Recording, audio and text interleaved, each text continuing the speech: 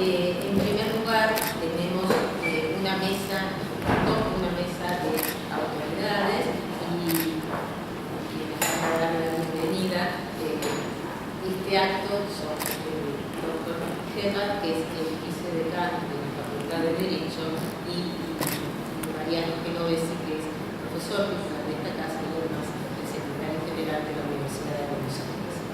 Así que voy a pasarle la palabra a ellos.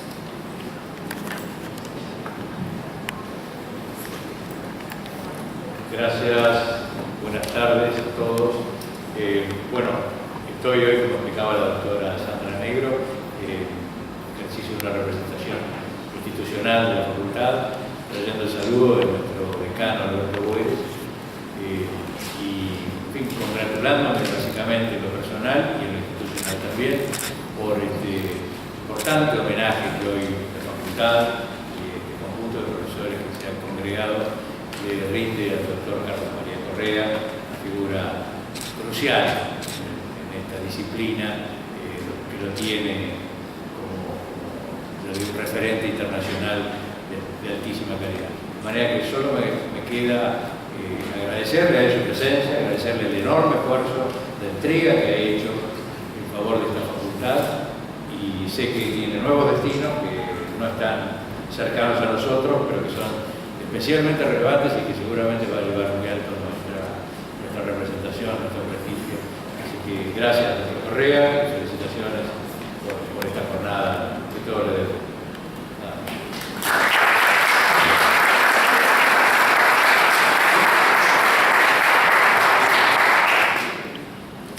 Buenas tardes. Bueno, para mí es un honor estar aquí en representación de la Universidad de Buenos Aires en este homenaje.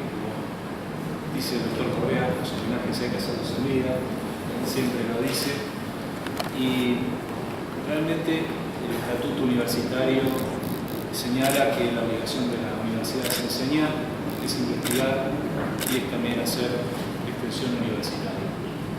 Y en el profesor Correa tenemos una persona que ha cumplido cabalmente con esas tres funciones básicas que tiene la universidad. Ha sido formador de cientos de discípulos, de profesores, de funcionarios del sector público, del sector privado, de funcionarios internacionales. Cuando la escuela, hoy tenemos realmente una escuela de propiedad intelectual, de derecho de propiedad intelectual de la Universidad de Buenos Aires, reconocida en el mundo, con una línea ideológica clara, y Carlos Correa fue una de las personas que señeras para construir esta línea de pensamiento académico que va más allá de las cuestiones estrictamente jurídicas o económicas, sino creo que gira en torno a un principio que es el conocimiento como bien público, la circulación de las ideas en un contexto como es Argentina y América Latina, un país en desarrollo, donde necesita capturar toda esa información, todo ese conocimiento que circula para ponerlo al servicio del progreso económico, el desarrollo industrial, el acceso a los bienes culturales y también, naturalmente, que esto refleje una mejora en las condiciones de vida de nuestros semejantes, de nuestros compatriotas. Desde ese punto de vista ha tenido una posición muy valiente, porque durante muchos años, y realmente también ha ido en contra del pensamiento uniforme instalado de las grandes corporaciones y los centros de poder en el mundo, con valentía ha indicado esa posición y ha además, como recién les decía, formado centenares de personas en torno a este pensamiento. Y desde las aulas de la Facultad de Derecho, a pesar de sus extensas obligaciones en el país y en el extranjero, siempre tuvo su tiempo para dictar su curso. Allá, cuando yo fui alumno de informática y derecho informático, pero de todas las áreas, el comercio internacional también, donde ha hecho una contribución relevante. Es decir, que desde el punto de vista académico, Carlos en los últimos 40 años ha prestado un servicio invalorable no solo a la Universidad de Buenos Aires, sino a toda la comunidad universitaria. El otro pilar es la investigación. Una facultad que se investiga poco, donde cuando se reúne en la comisión de investigación, en el Consejo Superior, donde no nos trata de científicos, ni que el derecho es una ciencia, ni que merezca estar sustentado en la investigación. Carlos, con sus aportes originales, ha demostrado que efectivamente se hace investigación de derecho económico, de calidad en la Universidad de Buenos Aires, ha formado parte y dirigido gran cantidad de tesis de investigación, de proyectos SUMACIT, y ha tenido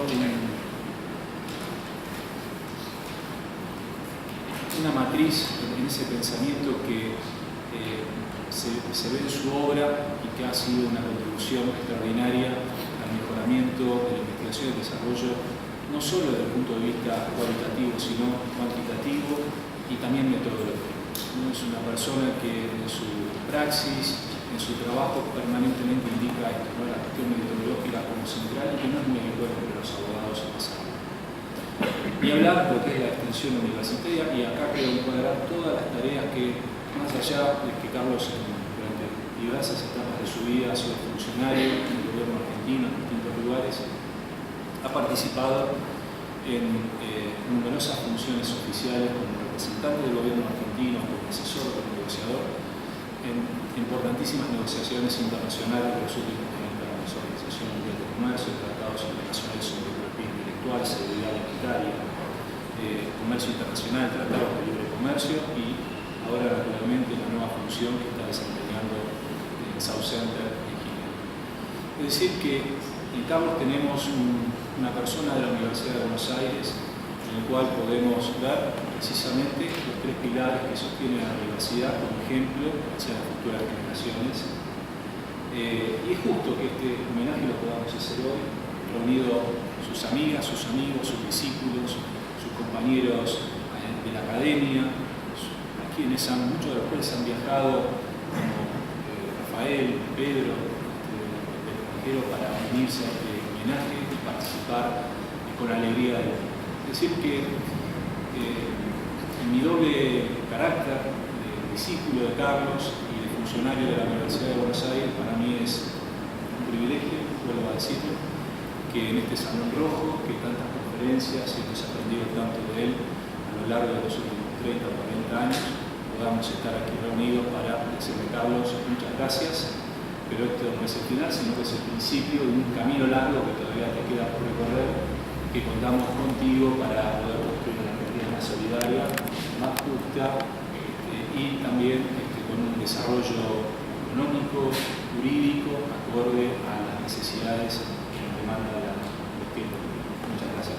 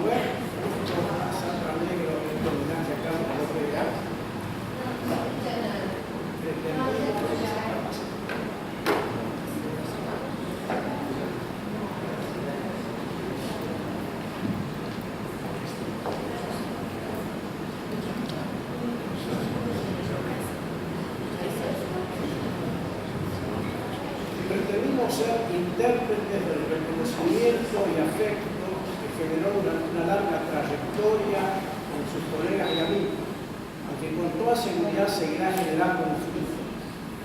Simplemente este acto marca un alto en un largo camino transitado. Este homenaje lo hemos querido materializar con la publicación de un libro que hoy sale a la luz y que contiene una serie de contribuciones de sus amigos sobre disciplinas cultivadas por el homenajeado. Junto a este primer motivo, tal vez el central, se agregan otros que deseamos destacar. El primero de ellos lo constituye la reciente designación como director ejecutivo del South Center, entidad rectora en el campo de la propiedad industrial, la que converge en una serie de países que coinciden con una posición crítica en todos los rumbos emprendidos por la disciplina en tiempos recientes. Esta designación, que no nos puede sorprender, constituye un natural logro en el curso de una larga Correa, por solo recordar algunas de las funciones desempeñadas, fue asesor de la UNCTAD, de la UNI, de la FAO, de CELA, de CEPAL, de la OMS, de la Cúpula del Acuerdo de Cartagena, del Banco Interamericano de Desarrollo, del Banco Mundial, así como numerosos países de América, Asia y Oceanía. No dudamos que este nuevo desafío encontrará en Carlos una respuesta acorde con la jerarquía de las funciones encomendadas. La asunción de este cargo muy probablemente motivó en Carlos la renuncia a la dirección del Centro Interdisciplinario de Derecho Industrial y Económico de la Universidad de Buenos Aires, CEDE, que con tanta eficiencia y responsabilidad ejerció durante largos años. Esta renuncia no importa la desvinculación de Carlos de la entidad, ya que continuará siendo miembro de su comité ejecutivo y no dudamos que en la medida de sus posibilidades continuará brindando sus conocimientos y su experiencia. De todas formas, quienes trabajamos a su lado durante su presidencia deseamos expresar nuestro agradecimiento por la labor que este alto en el camino transitado encuentra a Carlos en plena producción científica. Sus aportes constituyen una cita obligada para todos quienes deseen incursionar en las disciplinas abordadas por él. Con toda seguridad continuará haciéndolo, aportando nuevos y valiosos enfoques. En conclusión, este homenaje pretende transmitir a Carlos no solo el afecto y reconocimiento de sus amigos por los aportes ya realizados, sino el ferviente deseo que continúe en la senda transitada constantemente.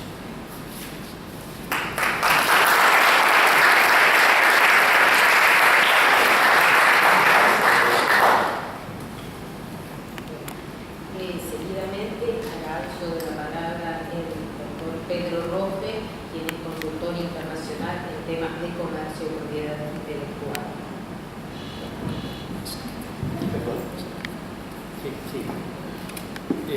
Buenas tardes.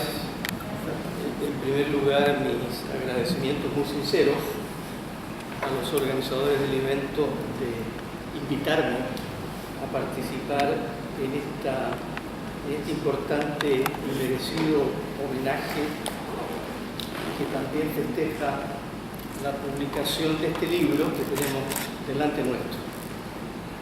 El libro, que lo recibí hace 2 horas atrás, lo leí en su integridad, tengo algunos comentarios, pero dejaré estos comentarios para más adelante. Lo que es importante recorriendo las líneas de este libro es que, sin lugar a dudas, que reflejan la versatilidad del homenajeado. Autor prolífico e innovador. Las contribuciones de Carlos Correa a la gama de cuestiones que están tratadas en este libro testimonian la riqueza de lo hecho y lo que está por hacer. Agradecimientos a los coeditores que han hecho un trabajo magnífico. Es una labor no sencilla, compleja. Yo recibí varias notificaciones, pero las agradezco. Quiero aprovechar esta ocasión de rendir también un homenaje a grandes formadores, a mentores de la generación de Carlos Correa. Me quiero referir a Jorge Sábato, a Manuel Antonio Laquis, a Eduardo White. Tuve el honor de conocerlos intelectual y humanamente.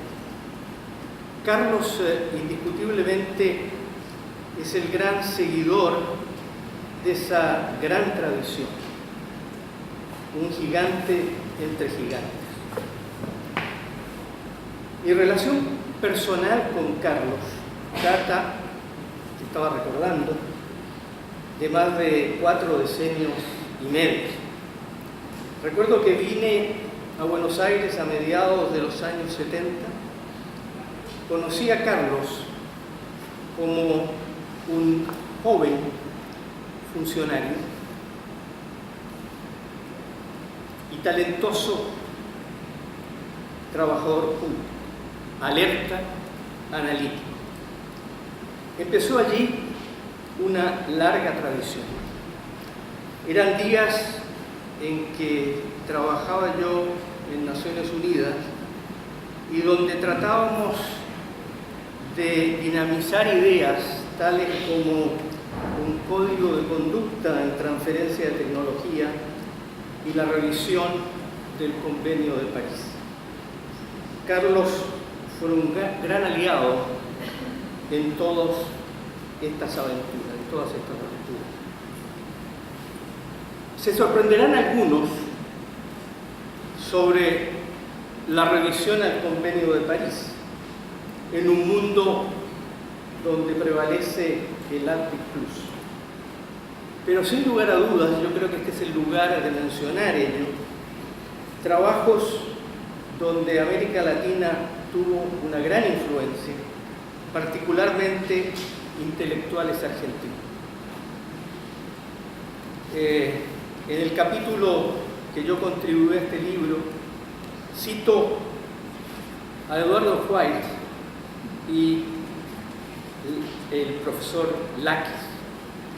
Eduardo White, en una publicación de la revista de Derecho Industrial de muchos años atrás, afirmaba en 1980 que a pesar de que Argentina se adhiere al Convenio de París en 1966, en una decisión irreflexiva del gobierno, el país no incorpora al derecho interno el convenio y ningún gobierno extranjero ha hecho reclamo formal alguno para la Argentina, contra la Argentina. Por su parte, el profesor Laquis, en términos muy rotundos, decía del Tratado de París, no estamos hablando de los años.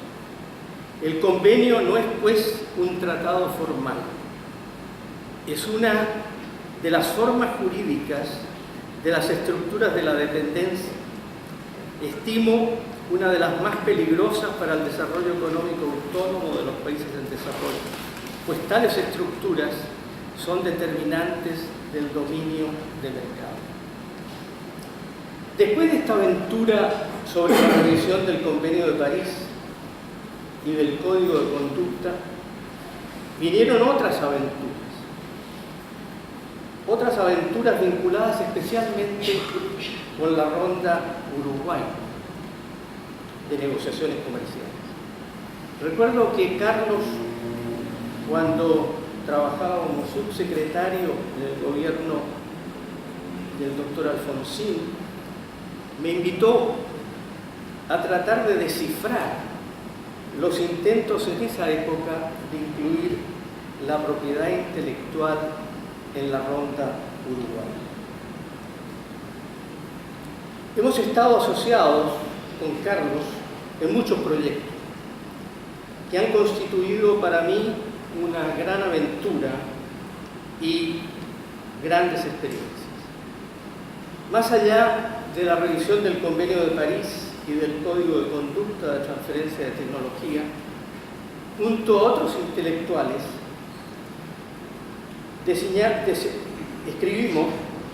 contribuimos a escribir el primer ensayo de interpretación de los salmos. Carlos fue un gran aliado y un artífice principal del producto final. Siguieron otros proyectos y Carlos siempre disponible para darnos una mano. Hemos sido cómplices con Carlos de muchas iniciativas. El periodo post-ACPIC y los ACPIC Plus fueron excusas para nuevas aventuras. Los editores destacan el carácter universal de Carlos. Soy testigo de su fortaleza y de su popularidad a nivel de estrella de rock en sectores de la sociedad civil internacional y en general una leyenda viva en muchos países en desarrollo. En fin, es un gran honor ser parte de este homenaje a un gran intelectual, un hombre de acción y un leal amigo. Del mismo modo, un honor para mí encontrarme en esta ilustre facultad donde he conocido grandes amigos. Muchas gracias.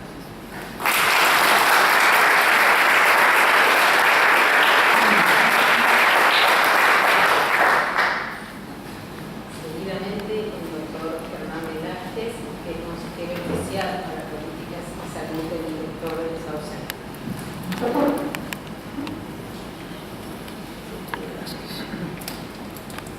Buenas noches, Carlos, los compañeros aquí de la mesa. Buenas noches a Liliana y toda la familia, los hijos y los nietos, y a los colegas y compañeros de Carlos. En el capítulo con que yo contribuí para el homenaje que se le hace a Carlos hoy en día, digo, y voy a leer la cita, digo al inicio: es para mí un gusto y un honor participar en esta obra de homenaje al profesor Carlos Correa. He sido un testigo privilegiado de sus trabajos en el tema de la salud pública y la propiedad intelectual. Los estudios preparados por Carlos Correa para la Organización Mundial de la Salud entre 1997 y el 2009 iniciaron y lideraron el desarrollo del pensamiento y las políticas de la OMS en el tema de la salud pública, la propiedad intelectual y el acceso a los medicamentos. Termina la cita. Carlos y yo, es mucho más reciente la amistad que contigo, Pedro, nos conocimos hace 24 años, en el año 1995. Yo andaba en la OMS bastante perdido porque era el responsable del programa de medicamentos, que en aquella época no era medicamentos sino drogas, se llamaba, no se habló de medicamentos, se habló muy posteriormente. Y estaban hablando de una famosa ronda de Uruguay, que yo no tenía idea de qué se trataba, porque en esa época la gente que se ocupaba de salud no sabía qué era la propiedad intelectual. Y un amigo común, Félix Lobo, me dijo: oye, yo conozco un experto en propiedad intelectual en la Universidad de Buenos Aires, vamos a invitarlo. Lo invitamos a una conferencia en el año 95 a la Universidad de Cero, donde se escribió lo que yo considero, y creo que estoy bien informado del asunto, el primer artículo que se hizo en las cuestiones de relación de la propiedad intelectual y el acceso a los medicamentos, que se llamó The Uruguay Round and Drugs, las drogas y la ronda de Uruguay. Drogas porque, como digo, el programa se llamaba de drogas y no de medicamentos. Y tal vez ya dejando pasar un mensaje que los que han firmado, los que iban a firmar ese acuerdo de la ronda de Uruguay estaban un poco drogados, yo creo. Bueno, después de eso hemos viajado por decenas y decenas y decenas de países haciendo decenas y centenas de seminarios, de talleres, de conferencias, por todo lado. Yo ya perdí la cuenta de cuántos países hemos visitado. Mi hijo mayor tiene una colección de billetes de banco donde colecciona exclusivamente, lo decidió él así, los billetes de banco que yo le llevo cada viaje. Y el otro día me dice que tenía 130 países. Bueno, todos esos 30 países han sido visitados con Carlos en las conferencias sobre este tema del acceso a medicamentos. Yo decía, el artículo de Carlos fue el primer artículo. Hoy en día estamos preparando, va a salir en las próximas semanas, una bibliografía anotada sobre medicamentos y propiedad intelectual, y hemos examinado unas 700 referencias. De manera que Carlos inició un capítulo de la salud pública que no existía hace 25 años. Si me preguntaran hoy en día ustedes aquí esta noche qué es lo que más me ha impresionado a mí del trabajo con Carlos Correa, yo diría 3 cosas. Primero, el rigor académico, que lo admiro y muchas veces lo sufro porque a pesar de la amistad, si yo le paso un paper a Carlos me lo destroza, como seguramente a muchos de ustedes.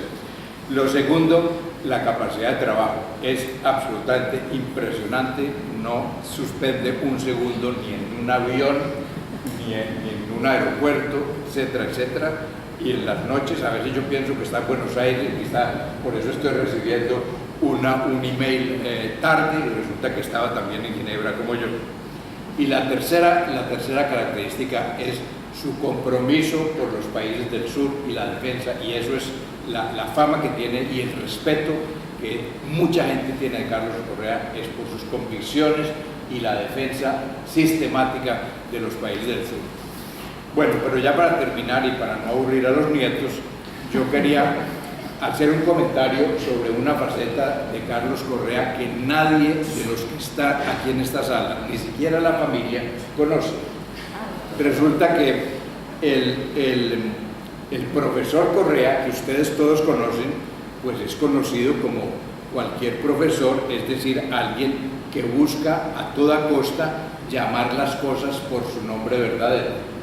Resulta que Carlos se convirtió desde hace 6 meses en un alto diplomático en Ginebra, jefe de una agencia intergubernamental en Ginebra, y entonces, como buen diplomático, tiene que tratar de no decir las cosas, de no llamar las cosas por su nombre verdadero y buscar un lenguaje diplomático, y muchas veces las cosas que se dicen son, las cosas que se quieren comunicar son las que no se dicen justamente en el lenguaje diplomático. Me impresiona mucho porque Carlos se mueve ya como un pez en el agua en este mundo donde está bastante complejo entre los jefes de agencia. Y en estos 6 meses que lleva de director del Centro Sur, ha totalmente hecho una revolución, ha renovado la institución, ha hecho una cantidad de cambios donde el centro está hoy mucho más fuerte y tratando de llevar al origen de lo que los que lo crearon hace 20 años querían. Por esto, ya que estamos en un medio universitario, yo creo que sería muy conveniente que de vez en cuando el sector público y los organismos internacionales de Naciones Unidas vayan a las universidades e inviten profesores como Carlos para ver si revitalizamos un poco algunas entidades públicas a nivel nacional y sobre todo algunos organismos internacionales en Ginebra y en Nueva York. Gracias.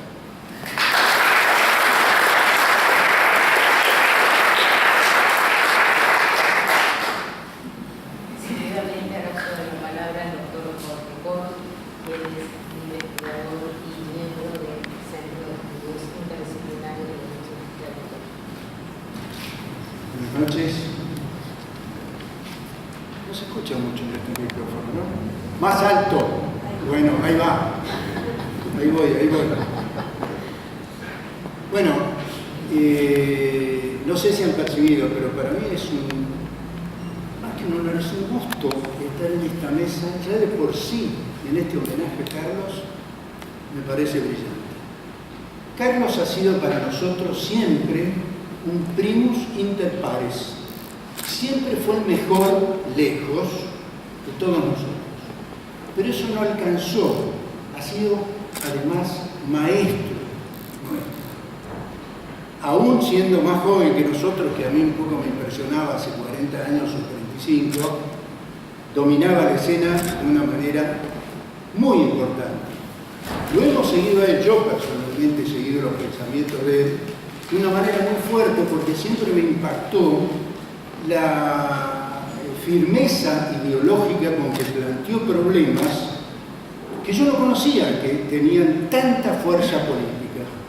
El problema de la propiedad intelectual fue para mí despertado por el doctor Lakis, que fue el maestro sabio de todos nosotros, y seguido muy de cerca y por supuesto desarrollado a altísimos niveles por Carlos, por Eduardo White, que falleció hace mucho y podría haber colaborado de esta manera con Carlos. Y siempre fue un aliciente importante la doble vertiente que ha tenido la actitud de Carlos. Era la teoría y la acción. No es fácil tener acción en los organismos en donde Carlos intervino y, como dijo Pedro Roffe, pasó a ser una figura popular, una figura querida en los países en desarrollo y, por supuesto, una figura odiada por las corporaciones industriales farmacéuticas en particular, que pensaban que era directamente el hijo del diablo. Este hijo del diablo formó mucha gente en la claridad de saber lo que significaba esta pelea por el derecho a la salud y el acceso a los medicamentos. Esto ha sido una de las cosas más sobresalientes de la actividad que tuvo Carlos en tantos años y siempre se ha manejado con una potencia. Él no levanta la voz nunca, ustedes habrán escuchado. Su potencia surge de sus ideas, surge de lo que él transmite, deja una huella muy importante en todos nosotros. Apreciamos mucho el camino que nos ha abierto, apreciamos que desde la fundación del CEIDE, que fue en 1986, ha trabajado incansablemente y ha sido director del CEIDE y durante muchísimos años ha dejado de serlo ahora, justamente para pasar a ser director del South Center, que es un organismo también potente. Es un organismo donde se van a poder decir, y se dicen muchas cosas, de los países del sur, con esa, no muy exacta, pero importante diferencia entre los países del norte y los países del sur. Acá tenemos un verdadero representante de los países en desarrollo, y del derecho que tenemos los países en desarrollo de contar con una tecnología importante. Yo recuerdo todos los caminos que él sembró a partir del Tratado de los ALPIC, esto que fue contado por sus compañeros de ese momento que participaron en discusiones con él, por supuesto discusiones perdidas de antemano. Digo, es muy difícil discutir con alguien que pone una ametralladora en la mesa, seguramente va a tener razón. Esta es la corporación de la industria. La corporación académica siempre discutió esto. Básicamente la mayoría de lo que es la academia y los expertos no está de acuerdo con esta generalizada, entre comillas, opinión de los grandes estudios, de los grandes laboratorios, de las grandes corporaciones. No está de acuerdo en todo eso. Ni sigue los relatos de la teoría de la propiedad intelectual, ni sigue los relatos de la libre circulación de las ideas. Digo, acá han transformado en realidad algo que es una excepción. Tener un derecho de propiedad intelectual o de propiedad industrial es una excepción. No es nunca un derecho habilitante a todo. Fíjense que en todo se está dado por términos determinados, términos fijados de antemano. La sociedad concede estos privilegios. Carlos fue quien discutió más sobre los contenidos de este derecho. Es decir, aún aceptando que el estímulo de la sociedad para la producción de ideas es muy importante, también hay que ver lo que surge desde allí. Digo, si se cumplen con los requisitos que la ley plantea para que esto sea así. Esto lo llevó a Carlos, además de hacer una interesante teoría de lo que eran las flexibilidades de la PIC. Es decir, cómo entrar en un tratado en el cual aparecían las manos atadas de los países en desarrollo. Quien mejor expuso esos principios y ayudó mucho a los países en desarrollo y los sigue ayudando, es Carlos Correa.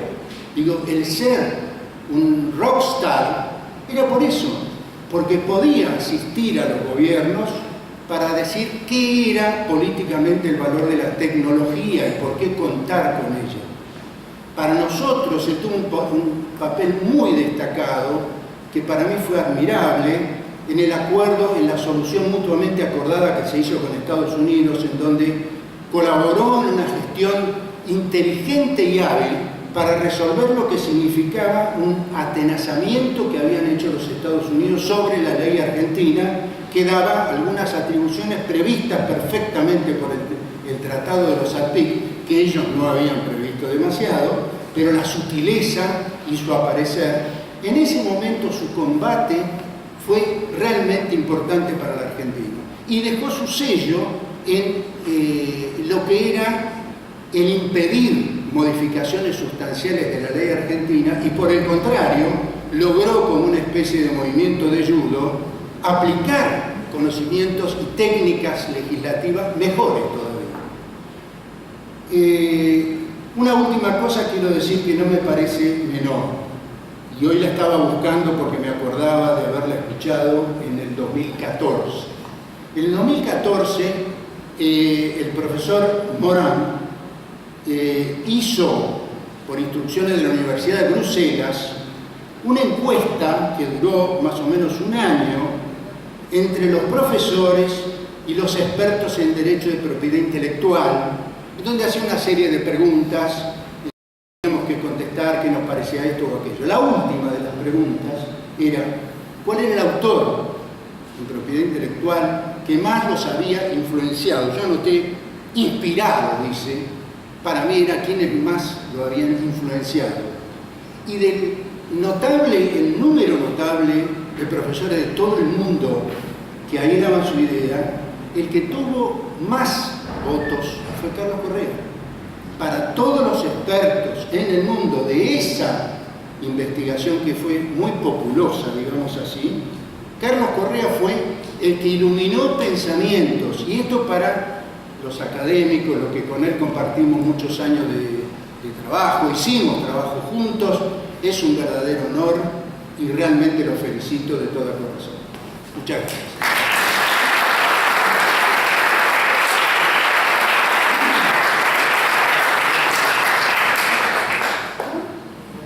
Invitamos al doctor Pérez Miranda a acercarse.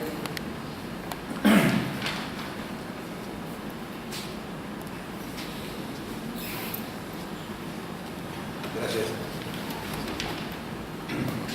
Carlos, amigos, compañeros.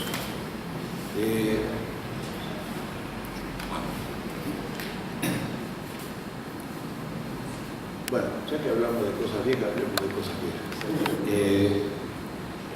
En el año 1976, Carlos anota en su currículum 1979 de Coqueto, pero fue en 1976.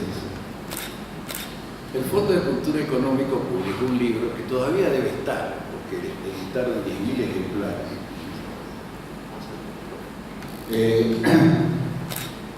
Editó un libro, el Fondo de Cultura Económica de México, donde Virtudes de la Academia conocía a Carlos por texto. Es decir, un libro del Fondo de Cultura Económica, Derecho Económico Internacional, donde escribíamos un artículo de Esteban Rigui, recientemente fallecido, un gran amigo común. Habíamos escrito con Esteban, con Leo Rigui, un artículo sobre tecnología en la propiedad intelectual en la Carta de Derechos y Deberes Económicos de los Estados.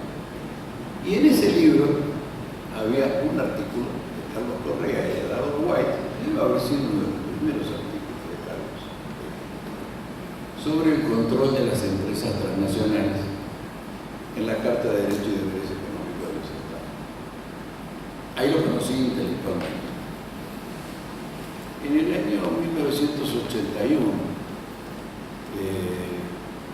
una delicadeza que caracterizaba a Fernando Láquez y a Carlos,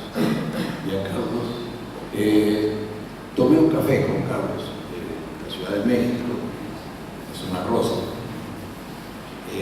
donde Carlos y Manuel me sugerían esa delicadeza característica, algunas modificaciones en un artículo que se iba a publicar en la revista de Propiedad Industrial.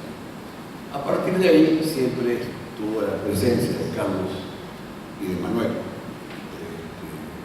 en la vida mía intelectual, sobre todo en todos los aspectos vinculados al derecho económico internacional, y además a través de conocer otros amigos, al recuperar viejas amistades como la de Salvador, como la de Jorge, que se conocía de mucho antes, pero que lo volví a ver en gran medida a través de las reuniones, de los impulsos de Manuel y de Carlos. Quisiera destacar algunas otras cosas. Es cierto, además, ese peso, esa presencia. Hace muy poquito me pasó con una invitada de OMPI a un seminario que organizamos en México, mensual.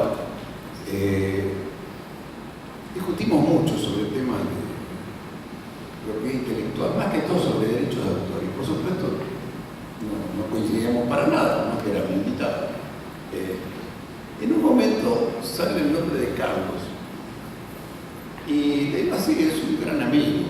Y me dice, con razón. Es decir, con razón opinamos totalmente diferente, ¿no? O sea, es una personalidad claramente conocida. Pero yo quisiera destacar además otro aspecto. Además, bueno, como dijo Jorge, pese a ser mucho más joven, también ha sido un gran maestro. Por ejemplo, fue mi director de tesis de doctorado. Pero quisiera destacar otro aspecto, y es un agradecimiento a Manuel, a Carlos, que es estar siempre rodeado de buena gente.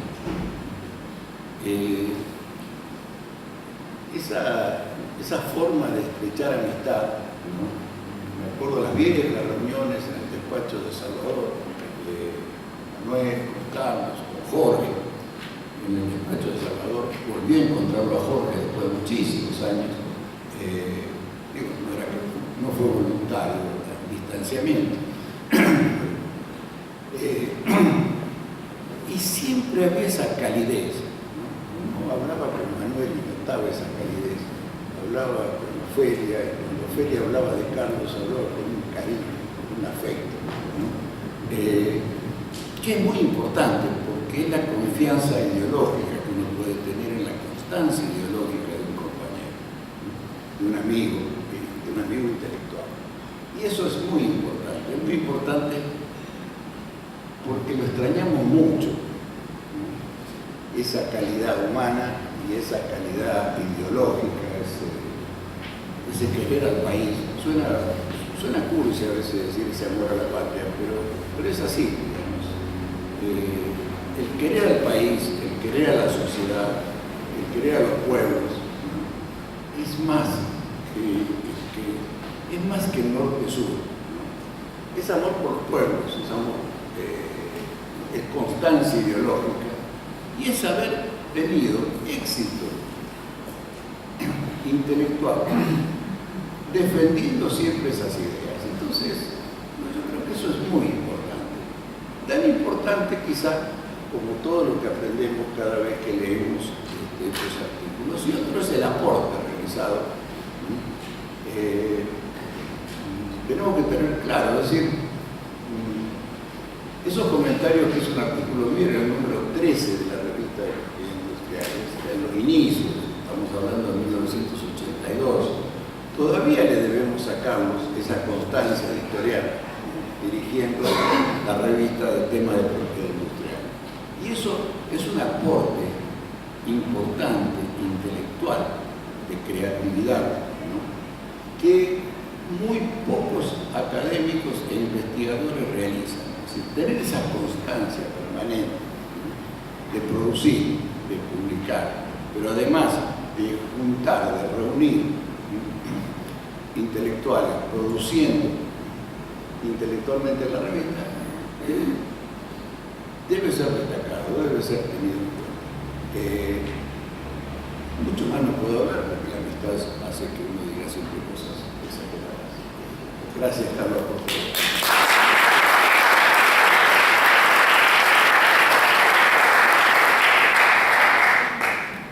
Perdón,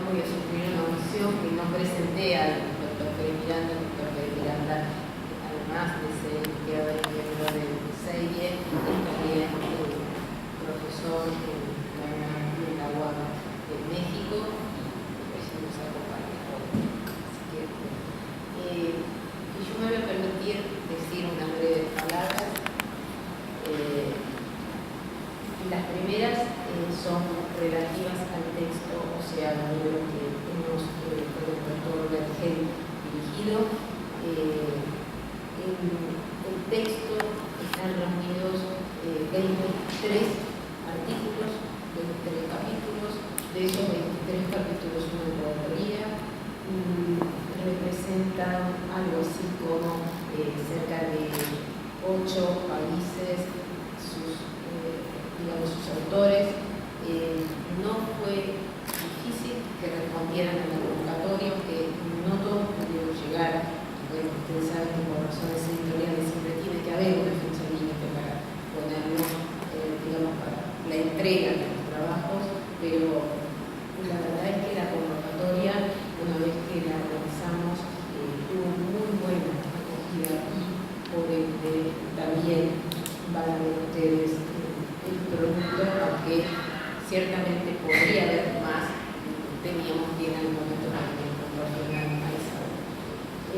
Lo siguiente que quiero decirles es que por parte de esa obra se encuentran otros autores de la misma en la sala, obviamente por temas también de extensión del acto. Algunos de ellos también dijeron de referirse al doctor Correa, pero no podíamos extender demasiado el acto, así que vayan en esto mis palabras de agradecimiento hacia todos aquellos que respondieron a la convocatoria, aquellos que bien respondiendo no pudieron presentar su trabajo y de alguna manera esperamos que se cristalice y que se recuerde este día por también las contribuciones que están en el texto. La otra cosa es referirme respecto al doctor Carlos Correa, que yo también conocí ya hace muchos años, no voy a decir cuánto, pero hace muchos años. Yo tuve la oportunidad de conocerlo en su carácter de director de la maestría en política y gestión de la ciencia y la tecnología, una maestría que existía y existe, aunque ha ido pasando por varias sedes y por distintas coyunturas, respondiendo en algo a la suerte de tratamiento de la ciencia y la tecnología en el país. Es cierto que esa maestría tenía múltiples características. Una de ellas fue, y es en cierta parte, por aquellos que hoy en día también la cursan, que era una maestría interdisciplinaria. Justamente este rasgo es un rasgo que yo quiero destacar de los aportes que ha hecho el doctor Correa. El doctor Correa siempre se ha preocupado porque los abogados, pero también los profesionales de otras disciplinas, no se quedaran circunscritos, limitados a sus saberes propios. Siempre ha facilitado enormemente el acceso a contenidos, que no siempre son fáciles y que muchas veces la aridez del tema proponía una riqueza del debate o a partir del debate para llegar a las conclusiones. Así que la formación interdisciplinaria ha sido una constante. El mismo doctor Correa también tiene estudios en economía y en muchos otros ámbitos que le han permitido, sin duda, desarrollar su tarea y también dar lugar a su prolífica producción en materia de libros, de revistas, de artículos. Otro aspecto que quiero destacar, muy breve, es la conjunción que ha realizado el doctor Correa desde el CEIE a la Facultad de Derecho. En este ámbito han sido han sido los primeros proyectos que han sido traídos al ámbito de la Facultad de Derecho en formación de posgrado en forma conjunta, monitoreado por la agencia que se encarga de la evaluación y acreditación en Brasil, así como juntamente con la Secretaría de Políticas Universitarias del Ministerio de Educación. El primer proyecto CAPES que tuvo su sede en la Facultad de Derecho se unió a la obra del profesor Correa.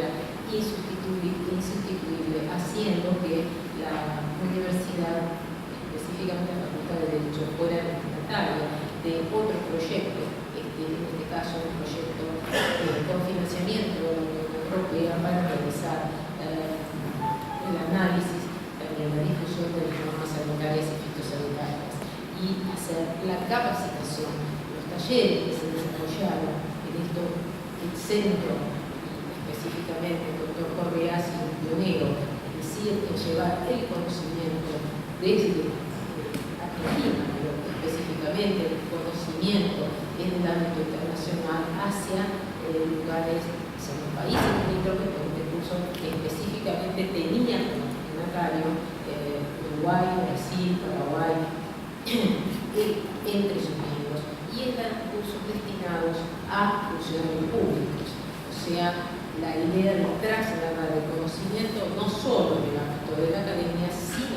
también a la formación de otras personas que no estaban familiarizadas ni con el lenguaje, ni tampoco con los alcances de esos compromisos internacionales. La tercera lista de una muy vasta trayectoria de Correa ha sido que ha sido árbitro del Tribunal Permanente de Revisión del Mercosur. ¿Sí? Mercosur que por distintas aristas no siempre goza de demasiada buena salud, pero lo ha tenido como miembro al doctor Correa de ese tribunal por la República Argentina, habiendo producido uno de los laudos arbitrarios que tuvo en consideración la cuestión de la suspensión de Paraguay dentro del Mercosur. Así que con estas palabras y estas breves pinceladas acerca de la vasta trayectoria del doctor Correa, yo vengo aquí y simplemente interno homenaje decirle gracias por todo lo que ha brindado en general al mundo del conocimiento y a las personas que no son propias del saber público. Yo creo que esa es una contribución sin duda que tiene mucho peso. Gracias.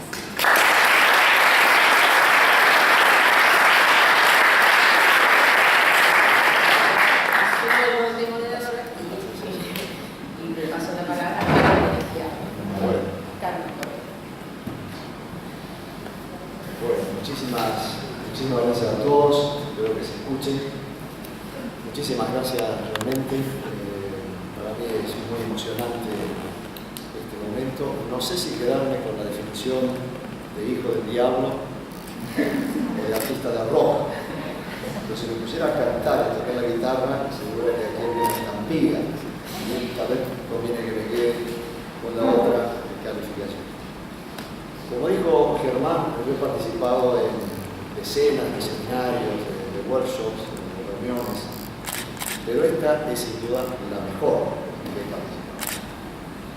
En primer lugar porque me encuentro aquí con colegas y amigos, algunos aquí en el podio, otros en la sala. Para mí esto es enormemente importante. En segundo lugar porque es la primera vez que en una reunión de esta participa también mi familia, mi gran familia, incluyendo los nietos, incluyendo yernos, que no están los dos, incluyendo nuera. Es la primera vez que esto sucede, incluyendo mi hermano y su esposa. Entonces es un gran motivo para mí de alegría que puedan estar presentes en este histórico Salón Rojo, acompañándome, espero que no sea la última vez, como se dijo, pero acompañándome en este evento que es tan importante. En tercer lugar, este evento es muy valioso porque ha sido una gran excusa para producir este libro, producir esta obra. Pero esto es lo más importante, el resultado más importante. Ustedes saben, yo tiendo a buscar los resultados, y este es un resultado muy importante. Es un libro que acabo de recibir. A mí me gustan las sorpresas, no quise ver el contenido antes de llegar aquí. Me ha sorprendido muy positivamente, el número de contribuciones, como dije antes, es impresionante. Se encuentran así varios amigos, varios colegas. Estoy sumamente agradecido a los dos editores, al doctor Vergel y a Sandra, por este esfuerzo. Sé que es un gran esfuerzo hacer una obra como esta. Es su gran esfuerzo, lo sabemos quienes hemos estado en esta actividad, y han logrado un producto que es sorprendente. Me encuentro así con algunos autores que no he visto durante años, pero cuya contribución aprecio enormemente. Y una cuarta razón por la cual este es tal vez uno de los mejores seminarios o esos que participo, no tuve que preparar ningún PowerPoint. No es necesario hacer una presentación de sustancia. Y este también es un motivo por el cual es uno de los mejores. Ahora, déjenme hacer una reflexión sobre el itinerario que algunos de los expositores han mencionado. Uno, en definitiva, es el producto de las circunstancias. Como a veces yo digo, cuando vemos a nuestros chicos, el futuro de nuestros chicos depende mucho de los grupos en los cuales participan, de quiénes son sus compañeros de la escuela primaria y secundaria. A mí me pasó lo mismo. Si yo he hecho algo en este tema es porque he tenido alrededor un grupo, como el que aquí está presente, de distinguidos profesionales, de gente generosa, como es el caso de Darío, el caso de Force, el caso de Germán ahora, el caso de Rofi, que tuvo una incidencia enorme en mi vida en el plano internacional, el caso de Rafael. Entonces, si yo he hecho algo, es realmente porque, como los chicos, he estado reunido de este grupo de gente tan valiosa, tan generosa, con las cuales hemos podido tener divergencias, pero hemos contribuido de manera colectiva a generar, como se ha dicho, un cierto pensamiento respecto de la propiedad intelectual como un instrumento y no como un fin en sí mismo. La propiedad intelectual debe estar al servicio de los intereses de un país, que no son los mismos en un país industrializado y en un país en desarrollo. La propiedad intelectual no puede ser un obstáculo para el acceso a medicamentos, no puede ser un obstáculo para el acceso a las semillas.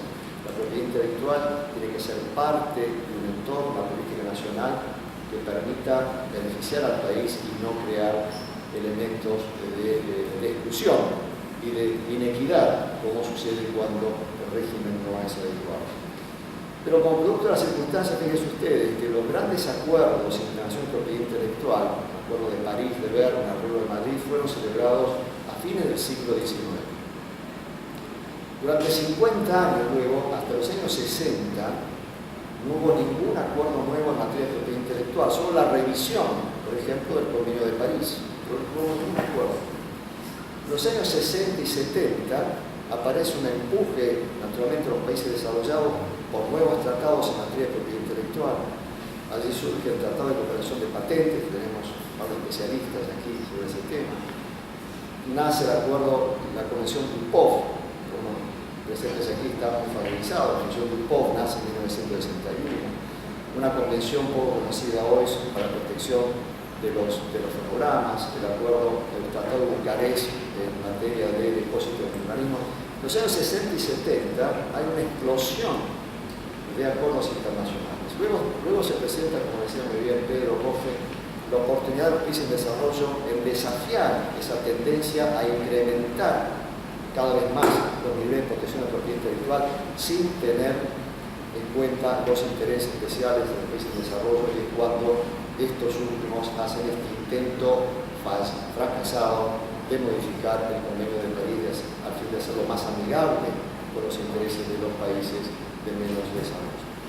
Pero luego, nuevamente, las circunstancias en los años 80, gracias a la gestión de Estados Unidos, comienza a desarrollarse esta iniciativa que culmina en el acuerdo ARPIC o TRIPS, este acuerdo sobre propiedad intelectual que marcó un cambio de paradigma en relación con la propiedad intelectual, porque rompió el esquema de flexibilidad en el cual los países podían desarrollar sus sistemas, sus regímenes de propiedad intelectual. Estableció estándares mínimos y que redujo de manera sustantiva ese grado de libertad que los países industrializados habían utilizado plenamente en el periodo de su desarrollo, pero que a partir de ese acuerdo negaron a los países todavía en etapa de desarrollo.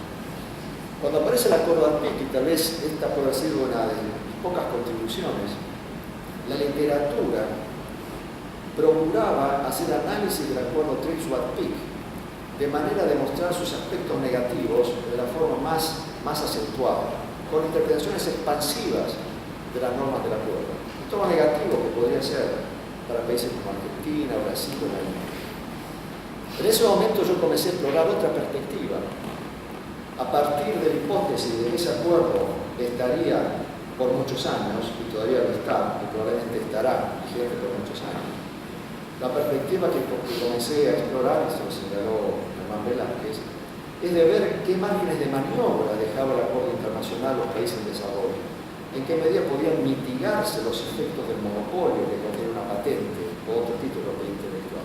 Entonces, esa tal vez fue la perspectiva que ayudó a esa llamada popularidad que mencionaban mis amigos aquí, en donde en lugar de plantear cómo interpretar de la manera más negativa posible, el esfuerzo fue interpretar este acuerdo de la manera más beneficiosa para mantener márgenes de libertad en los países en desarrollo, a través de excepciones, el uso de licencias obligatorias, a través sobre todo de los requisitos de patentabilidad, de manera de evitar la posesión de patentes indebidas, como sucede tan frecuentemente en el caso agroquímico, en el caso de la industria farmacéutica en particular, con esas patentes realmente inventadas, en donde no hay ninguna contribución de innovación o ninguna altura ambiental. Tal vez esa fue la principal contribución que he tratado de hacer en el curso de los años, y estoy muy agradecido, por cierto, por este reconocimiento.